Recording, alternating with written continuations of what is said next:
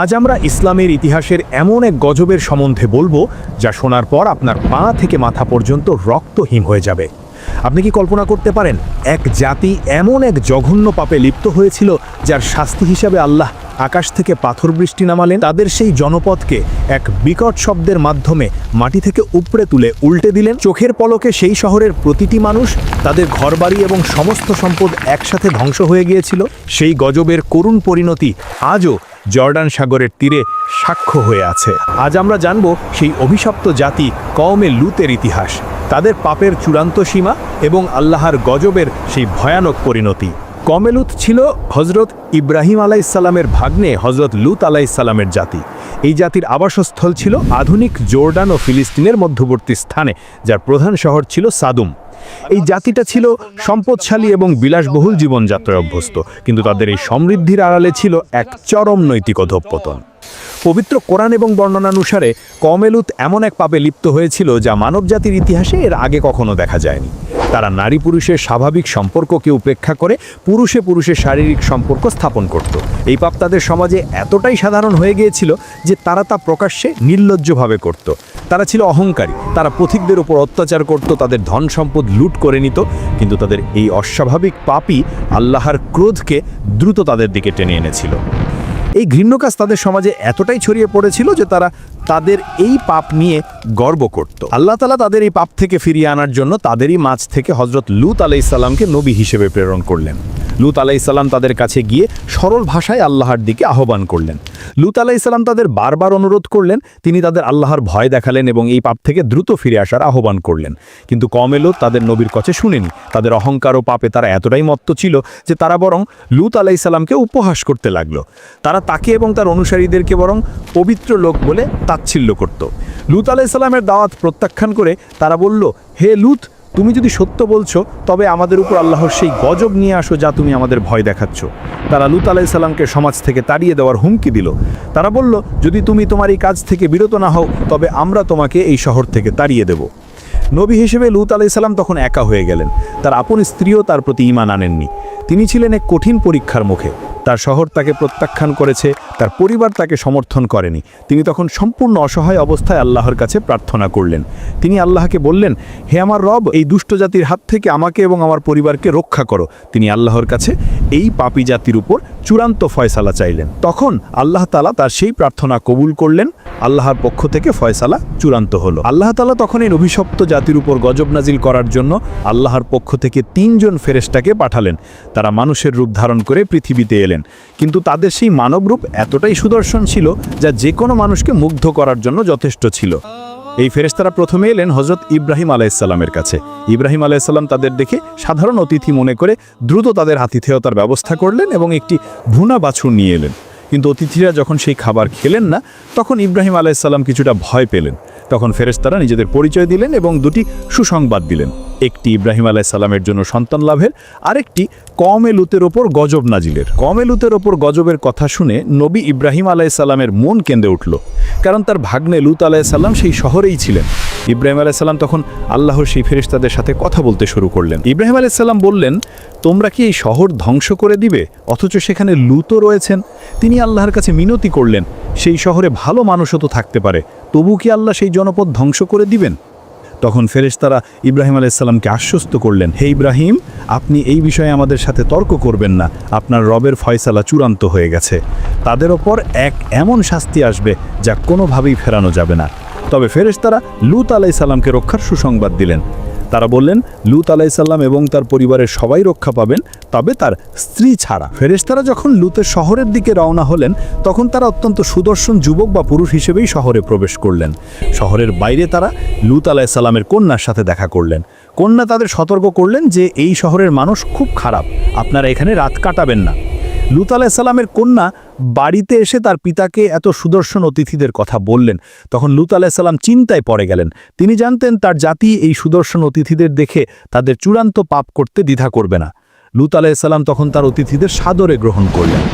কিন্তু লুত আলাইসাল্লামের স্ত্রী, যিনি তার স্বামীর উপর ঈমান আনেননি, তিনি ছিলেন এই জাতির পাপাচারের সহযোগিতা করতেন। লুত আলাইসাল্লামের স্ত্রী তার স্বামীকে না জানিয়ে সেই অভিশপ্ত জাতির কাছে গিয়ে এই সুদর্শন অতিথিদের কথা বলে দিলেন। এই খবর শুনে কওমে লুতের লোকেরা আনন্দে উন্মত্ত হয়ে উঠল। তারা দ্রুত লূত আলাইহিস সালামের বাড়ির দিকে ছুটে এলো। তাদের চোখে ছিল চরম কুমতলব। তারা লূত আলাইহিস সালামের বাড়ি ঘেরাও করে ফেললো এবং দরজা ভেঙে ফেলার চেষ্টা করতে লাগলো। লূত আলাইহিস সালাম ঘরের ভিতরে চরম অসহায় অবস্থায় তার অতিথিদের রক্ষার চেষ্টা করছিলেন। তিনি তাদের উদ্দেশ্যে করে বললেন, হে আমার জাতি, আল্লাহকে ভয় করো, আমার এই অতিথিদের সামনে আমাকে অপমান করো না। তোমরা কেন নারীদের ছেড়ে পুরুষের কাছে আসো? তোমাদের মধ্যে কি একজনও ভালো মানুষ নেই? কিন্তু তারা লূত আলাইহিস সালামের কোনো কথাই শুনল না। তারা বলল, তুমি জানো আমরা এখানে কেন এসেছি? তুমি কি চাও না যে আমরা এদের সাথে সেই নোংরা কাজটি করি? লূত আলাইহিস সালাম তখন চূড়ান্তভাবে হতাশ হয়ে গেলেন। তিনি তখন বললেন, হায়, যদি তোমাদের বিরুদ্ধে আমার কোনো শক্তি থাকতো, অথবা আমি যদি কোনো শক্তিশালী দলের আশ্রয় পেতাম। ঠিক সেই মুহূর্তে ঘরের ভিতরের অতিথিরা লূত আলাইহিস সালামকে সাহস জোগালেন। অতিথিরা তখন লূত আলাইহিস সালামকে বললেন, হে লূত, আমরা আপনার রবের পক্ষ থেকে প্রেরিত দূত, এরা কখনই আপনার কাছে পৌঁছাতে পারবে না। ফেরেশতাদের এই কথা শুনে লূত আলাইহিস সালাম কিছুটা শান্ত হলেন, কিন্তু কওমে লূতের লোকেরা তখনও বাইরে চিৎকার করছিল এবং দরজা ভেঙে ফেলার চেষ্টা করছিল। তখন আল্লাহর নির্দেশে ফেরেশতারা এক অলৌকিক কাজ করলেন। তারা তাদের হাতের ইশারা বা একটি ফুৎকারের মাধ্যমে বাইরে থাকা সেই পাপী জাতির চোখ অন্ধ করে দিলেন। মুহূর্তের মধ্যে সমস্ত মানুষ অন্ধ হয়ে গেল। তারা দরজার কাছে দাঁড়িয়ে থাকলেও কিছুই দেখতে পাচ্ছিল না। তারা তখন চিৎকার করে উঠল, কি হলো আমাদের চোখে? আমাদের উপর জাদু করা হয়েছে, আমরা পথ হারিয়েছি। অন্ধত্বের এই প্রাথমিক গজব পেয়ে তারা তখন হতাশ হয়ে সেখান থেকে ফিরে গেল। চোখ অন্ধ হওয়ার পর তারা বুঝতে পারল না যে তাদের উপর আরও ভয়ঙ্কর শাস্তি আসছে। কিন্তু লূত আলাইহিস সালাম এবং তার পরিবারের মুক্তির জন্য সময় ঘনিয়ে এলো। ফেরেশতারা তখন লূত আলাইহিস সালামকে গজব নাজিলের চূড়ান্ত সময়টি জানিয়ে দিলেন। ফেরেশতারা বললেন, আপনার পরিবারকে নিয়ে রাতের শেষ ভাগে এই শহর ছেড়ে চলে যান। আপনি এবং আপনার অনুসারীরা পেছনে ফিরে তাকাবেন না, তবে আপনার স্ত্রী ছাড়া। এখানে লূত আলাইহিস সালামকে স্পষ্ট নির্দেশ দেওয়া হলো, রাতের শেষ ভাগ হলো গজব নাজিলের সময়। কেন রাতের শেষ ভাগ? কারণ সাধারণত সেই সময় মানুষ ঘুমে আচ্ছন্ন থাকে। নবী লূত আলাইহিস সালাম তার অনুসারীদের নিয়ে যখন শহর ছেড়ে দূরে সরে গেলেন, তখন গজব নাজিলের সময় ঘনিয়ে এলো। কওমে লূতের লোকেরা তখনও তাদের ঘরে ঘুমে আচ্ছন্ন, বা কেউ কেউ হয়তো জেগেও ছিল, কিন্তু কেউ জানতো না যে এটাই তাদের জীবনের শেষ রাত। ভোর হওয়ার ঠিক আগে আল্লাহর নির্দেশে প্রথম গজবটি নাজিল হলো। একটা বিকট শব্দ। এই শব্দটি কোনো সাধারণ শব্দ ছিল না। এটি ছিল এত তীব্র, এত বিকট যে তা মানুষের শ্রবণেন্দ্রকে ধ্বংস করে দেওয়ার জন্য যথেষ্ট ছিল। কওমে লূতের লোকেরা সেই শব্দে আতঙ্কিত হয়ে ওঠে এবং তাদের হৃৎপিণ্ড কেঁপে ওঠে। এই শব্দের তীব্রতা এতটাই ছিল যে অনেক মানুষ সেই শব্দেই মারা গিয়েছিল। বিকট শব্দের পর শুরু হলো আল্লাহর গজবের দ্বিতীয় পর্যায়, যা ছিল আরও ভয়ানক। আল্লাহ তাআলা তার ফেরেশতাদের নির্দেশ দিলেন, শহরটিকে মাটির সাথে উপড়ে ফেলো। আল্লাহর নির্দেশে ফেরেশতারা সেই জনপদটিকে মাটি থেকে উপড়ে তুললেন। সেই শহরের প্রতিটি ঘর, প্রতিটি রাস্তা, প্রতিটি অট্টালিকা, সব কিছু সহ শহরটি উপরে উঠে গেল। তারপর আল্লাহর নির্দেশে সেই শহরটিকে উল্টে করে মাটিতে আছড়ে ফেলা হলো। অর্থাৎ সেই শহরকে উপর থেকে নিচে এমনভাবে নিক্ষেপ করা হলো, যা ছিল উপরে তা নিচে চলে গেল, আর যা ছিল নিচে তা উপরে চলে এলো। এই আঘাতে পুরো শহরটি ধূলিসাৎ হয়ে গেল। শহর উল্টে যাওয়ার পরও শাস্তি শেষ হয়নি। আল্লাহ তাআলা তখন এই অভিশপ্ত জাতির উপর চূড়ান্ত গজব নাজিল করলেন, যা ছিল পাথর বৃষ্টি। আল্লাহর নির্দেশে আকাশ থেকে এক বিশেষ ধরনের পাথর পড়তে শুরু করলো। এই পাথরগুলো ছিল পোড়া মাটির তৈরি, যার প্রতিটি পাথরে সেই পাপীদের নাম লেখা ছিল। অর্থাৎ এই পাথরগুলো সাধারণ পাথর ছিল না, এগুলো ছিল সুনির্দিষ্ট শাস্তি। এই পাথর বৃষ্টিতে কওমে লূতের প্রতিটি মানুষ চূড়ান্তভাবে ধ্বংস হয়ে গিয়েছিল। এই ভয়ানক গজব যখন নাজিল হচ্ছিল, তখন নবী লূত আলাইহিস সালাম এবং তার দুই কন্যা আল্লাহর রহমতে সেই স্থান থেকে বহু দূরে এক সুরক্ষিত স্থানে পৌঁছে গিয়েছিলেন। আল্লাহ তাআলা তাদের রক্ষা করলেন এবং তাদের এই গজবের চূড়ান্ত পরিণতি দেখতে দিলেন। কওমে লূতের ওপর আল্লাহর গজব নাজিল হওয়ার পর সেই জনপদ মুহূর্তের মধ্যে পৃথিবীর বুক থেকে নিশ্চিহ্ন হয়ে গিয়েছিল। কিন্তু আল্লাহ তাআলা এই গজবের এমন এক চিহ্ন পৃথিবীতে রেখে গেছেন, যা আজও সেই জাতির ভয়াবহ পরিণতি এবং আল্লাহর ক্রোধের সাক্ষ্য বহন করে। কওমে লূতের শহর সাদুম ধ্বংস হওয়ার পর সেই স্থানটি একটি বিশাল জলাশয়ে পরিণত হয়, যা বর্তমানে মৃত সাগর নামে পরিচিত। মৃত সাগরটি জর্ডান ও ইসরায়েলের সীমানায় অবস্থিত। এই মৃত সাগরের বিশেষত্ব কি? প্রথমত, এটি পৃথিবীর পৃষ্ঠ থেকে সবচেয়ে নিচে অবস্থিত স্থান। এই নিম্ন অবস্থান সেই শহরগুলোর উল্টে যাওয়ার ঘটনার দিকে ইঙ্গিত করে। দ্বিতীয়ত, এই সাগরের পানি পৃথিবীর অন্যান্য সাগরের চেয়ে প্রায় 10 গুণ বেশি লবণাক্ত। এর পানিকে কোনো মাছ বা জলজ প্রাণী বাঁচতে পারে না। এই লবণাক্ততা এবং প্রাণহীনতা যেন সেই গজবের এক চিরন্তন চিহ্ন। কওমে লূতের গজবের আরেকটি গুরুত্বপূর্ণ চিহ্ন হলো লূত আলাইহিস সালামের স্ত্রীর করুণ পরিণতি। তিনি পাথরের মূর্তিতে পরিণত হয়েছিলেন। ইতিহাসবিদরা মনে করেন মৃত সাগরের কাছে আজও একটি লবণের স্তম্ভ বিদ্যমান, যা লূত আলাইহিস সালামের সেই করুণ পরিণতির প্রতীক হিসেবে দাঁড়িয়ে আছে। এটি মানুষকে স্মরণ করিয়ে দেয়, আল্লাহর বিধানের সীমা লঙ্ঘন করলে কেউ ক্ষমা পাবে না, এমনকি নবীর স্ত্রীও হলেও না। কওমে লূতের এই ঔদবের গল্প আল্লাহ তাআলা কুরআনে বারবার উল্লেখ করেছেন। এর কারণ কি?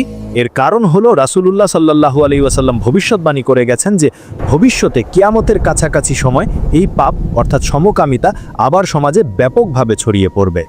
রাসূলুল্লাহ সাল্লাল্লাহু আলাইহি ওয়াসাল্লাম এই ধরনের পাপ থেকে উম্মতকে কঠিনভাবে সাবধান করেছেন। তিনি বলেছেন, আমার উম্মতের মধ্যে একদল লোক আসবে যারা লুতের জাতির কাজ করবে। তিনি এমন কঠিন ভবিষ্যৎবাণীও করেছেন যে যদি এই পাপ সমাজে ছড়িয়ে পড়ে তাহলে এই জাতির ওপরও অতীতের জাতিগুলোর মতো শাস্তি নাজিল হতে পারে।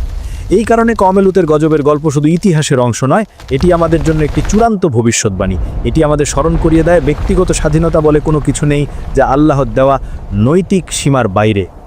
আসুন আমরা সকলে প্রতি মুহূর্তে আল্লাহর কাছে দোয়া করি যেন তিনি আমাদের এবং আমাদের সমাজকে এই ভয়ানক পাপ এবং এর গজব থেকে রক্ষা করেন। আমরা যেন সর্বদা পবিত্র ও সরল পথে থাকি। আল্লাহ আমাদের সকলকে তার রহমতের ছায়ায় স্থান দিন। আমিন। আপনি যদি এই ভিডিও থেকে সামান্যতম উপকৃত হয়ে থাকেন এবং এই বার্তাটি অন্যদের কাছে পৌঁছে দিতে চান, তবে অবশ্যই আমাদের এই প্রচেষ্টাকে সমর্থন করুন। এই ভিডিওটি আপনার সকল প্রিয়জন, বন্ধু এবং পরিবারের সাথে শেয়ার করুন। আমাদের চ্যানেলকে আরও সুন্দর ইসলামিক শিক্ষামূলক কন্টেন্ট তৈরির জন্য এখনই এই ভিডিওটিতে একটি লাইক দিন এবং আমাদের পরবর্তী ভিডিও দেখার জন্য সাবস্ক্রাইব করে পাশে থাকা ঘন্টা বাটনটি চেপে দিন। আল্লাহ আমাদের সকলকে তৌফিক দান করুন। আসসালামু আলাইকুম ওয়া রাহমাতুল্লাহ।